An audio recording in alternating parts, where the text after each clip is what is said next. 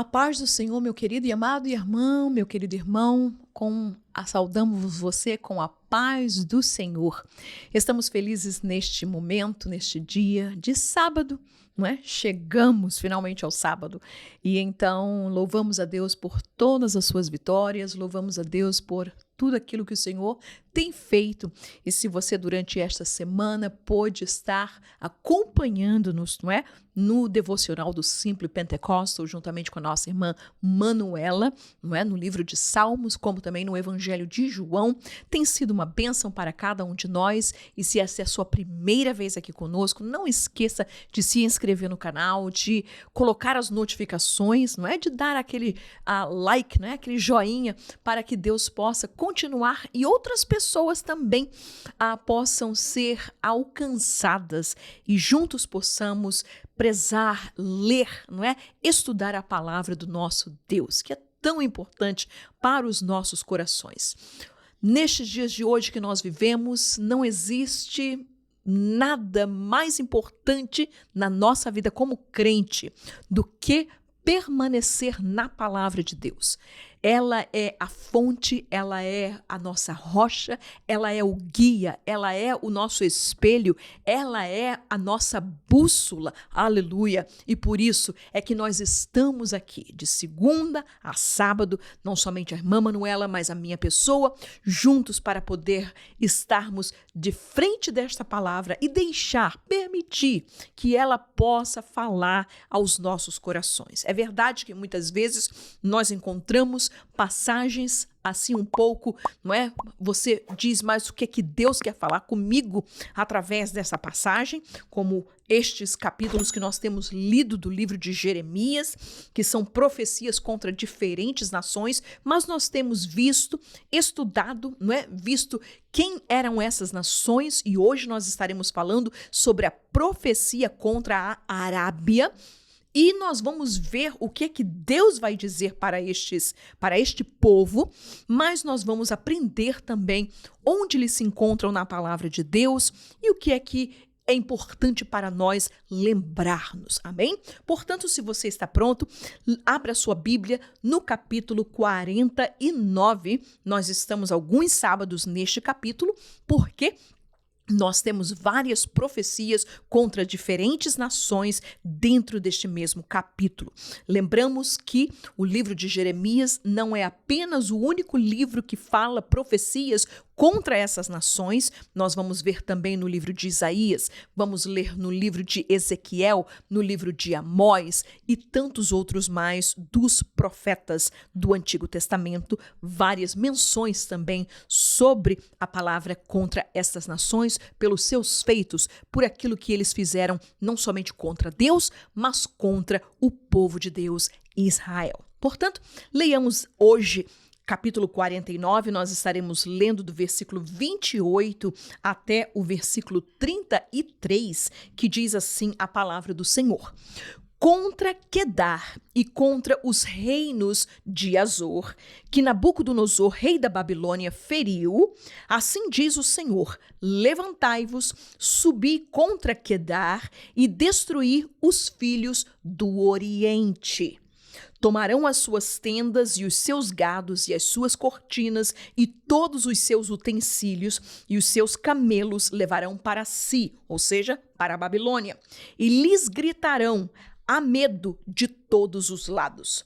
Fugi, desviai-vos para muito longe e habitai nas profundezas, ó moradores de Azor, diz o Senhor, porque Nabucodonosor, rei da Babilônia, tomou conselho contra vós e intentou um desígnio contra vós. Levantai-vos e subi contra uma nação em repouso, que habita confiadamente, diz o Senhor, que não tem portas nem ferrolhos, eles habitam sós. E os seus camelos serão para presa, e a multidão dos seus gados para despojo e espalharei a todo vento aqueles que têm cortados os cantos do seu cabelo, e de todos os lados listrarei a sua ruína, diz o Senhor. E Azor se tornará em morada de dragões ou chacais, em assolação para sempre. Ninguém habitará ali, nem morará nela filho de homem. Muito bem, meus queridos e amados irmãos. Esta palavra que Deus ele fala sobre esta região chamada a Arábia, na qual a primeira menção desta região na Bíblia Sagrada, como Arábia, nós vamos ver que se refere quando Salomão, no seu reinado, ele recebe ouro, não é? De todos os reis da Arábia. Arábia, hoje, não é? A sua situação ou a sua localização era o que era antigamente, não é? Não somente Quedar, Arábia, Azor, como nós vimos, é o estado que hoje nós conhecemos como o Iêmen, não é? O país chamado Iêmen. E nós vamos ver que destes lugares, desta Arábia, que muitas vezes nós também referimos a ela como um deserto, porque neste lugar existe um grande deserto chamado deserto da Arábia, e nós vamos ver que dali, não é? Nós vamos ver que também outras pessoas, em outras temporadas, o rei Josafá, por exemplo, recebeu dos arábios 7.700 carneiros, 7.700 bodes, ou seja, aquele povo, esta nação, era muito abastada, não somente na agropecuária, não somente nas suas especiarias, nos incensos, nos animais, nos camelos. Lembre-se que o camelo naquela época era um grande meio de transporte, principalmente em regiões desérticas, como era este lugar chamado Arábia, ou também sua cidade chamada Quedar. Então nós vamos ver que nos dias, por exemplo, do rei Jeorão, não é? Eles saquearam e levaram as mulheres do rei Jeorão, os seus filhos, mas foram derrotados pelo o rei Uzias. E esta história está no livro de 2 Crônicas, capítulo 26, versículo 7. Então nós vamos ver que Quedar é uma cidade da Arábia que ela é muitas vezes mencionada, não somente nos Salmos, em Cantares de Salomão, no livro de Isaías, no livro de Ezequiel, e nós vamos ver que ela era importante exatamente por essas riquezas. Não somente era conhecido como este nome Quedar, não é? No livro de Cantares, nós vamos ver Salomão falando sobre as tendas de Quedar, porque este local, este país, ele era rico e ele, por causa da sua produtividade, não somente de lã, para fazer suas tendas, fazer cortinas. E era conhecido muito também, não somente pelo seu ouro, mas pela sua especiaria, também pelo seu incenso, e muitas vezes na Bíblia é colocado apenas como a palavra Oriente. Os povos do Oriente eram chamados também estes povos que vinham da Arábia. Eram povos nômades que estavam e viviam, como diz a palavra do Senhor.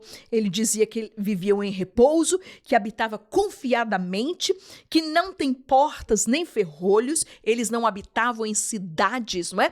Como nós dizemos, cidades feitas, construídas com muros, ferrolhos, não é? E nós vamos ver que nesta representação deste povo, tempos mais tarde, nós vamos ver também, lá no livro de Atos dos Apóstolos, que havia uma representação da Arábia lá no dia de Pentecoste, quando Deus envia, não é? Quando Jesus batiza com o Espírito Santo, e uma desses povos, uma dessas 15 nações que estavam ali representadas, eram as pessoas vindo da Arábia, o qual receberam também a palavra do Evangelho, aleluia. Nós vamos ver outra designação da Arábia na Bíblia Sagrada, aplicando-se principalmente àquela região que nós já falamos sobre elas, não é? A região do Monte Seir, que era dos Edomitas, a região da Idumeia, a região do Monte Sinai, não é? E parte também do reino de Sabá.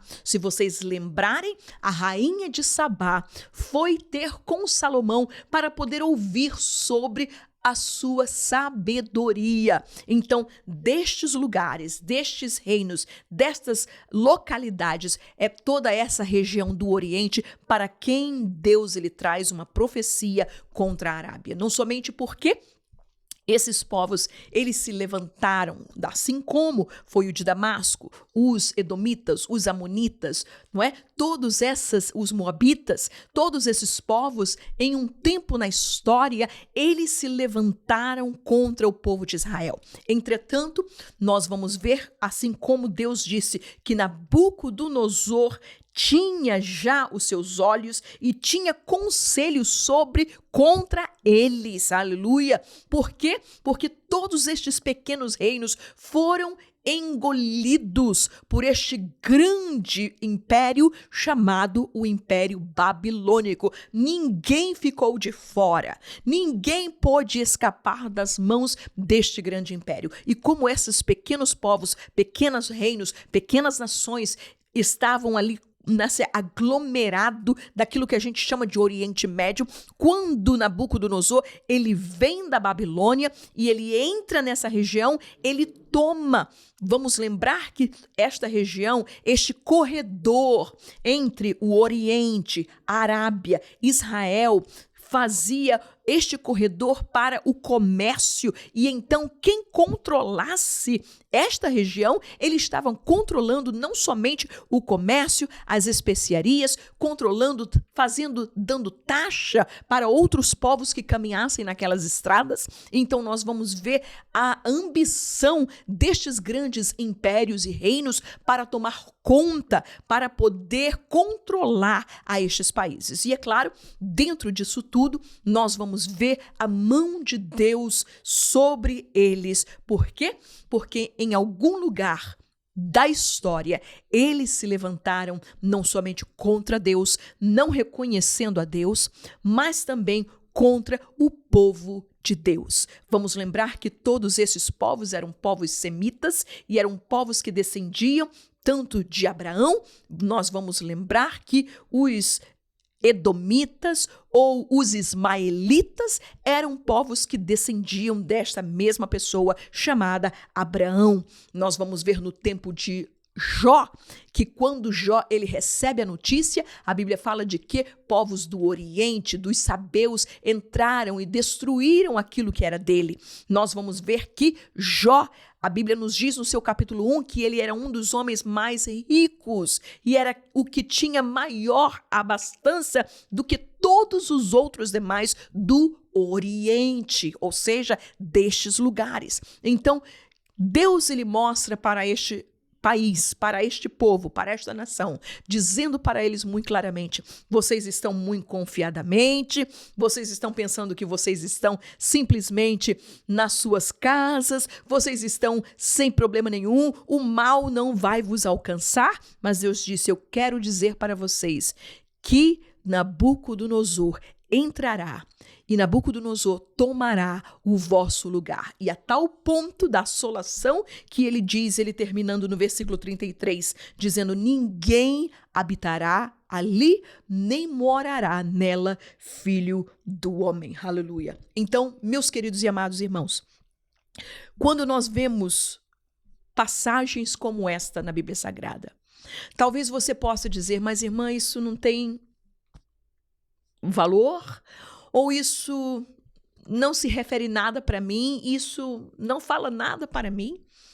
Mas qual é a importância quando nós estudamos a palavra e vemos o que Deus falou para essas nações e a palavra do Senhor se cumpriu?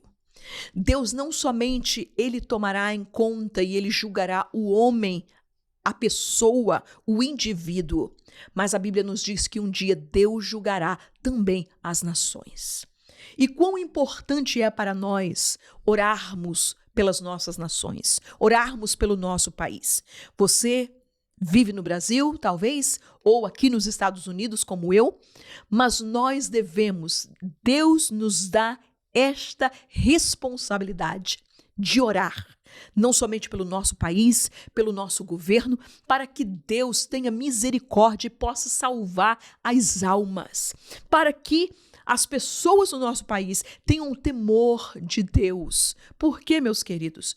Porque se não tiver aquilo que a palavra de Deus falou para estes povos e se cumpriu, a mesma coisa nós encontramos durante o percurso desta palavra até chegar ao Apocalipse, da ira de Deus, do juízo de Deus que cairá sobre as nações. E nós temos que estar prontos. É verdade que Deus, nós como igreja, Deus não nos constituiu, Deus não nos reservou para a ira. Não, muito pelo contrário. Deus nos tem dado, Deus lhe dará o escape à sua igreja, porque o arrebatamento da igreja sucederá antes de qualquer grande tribulação, antes de qualquer juízo que caia sobre esta terra, como está escrito na sua palavra. Mas a nossa responsabilidade é de orarmos, de pedir a Deus: Senhor, salva o meu povo, salva aqueles da minha nação, salva, Senhor. É verdade que a nação em si, ela não vai ser talvez uma nação cristã, porque por mais que nós podemos dizer, os Estados Unidos é uma nação cristã. Não, irmãos, não é.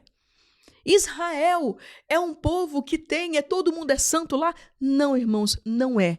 Existem israelitas ateístas, há pessoas que não creem no Deus da Bíblia Sagrada.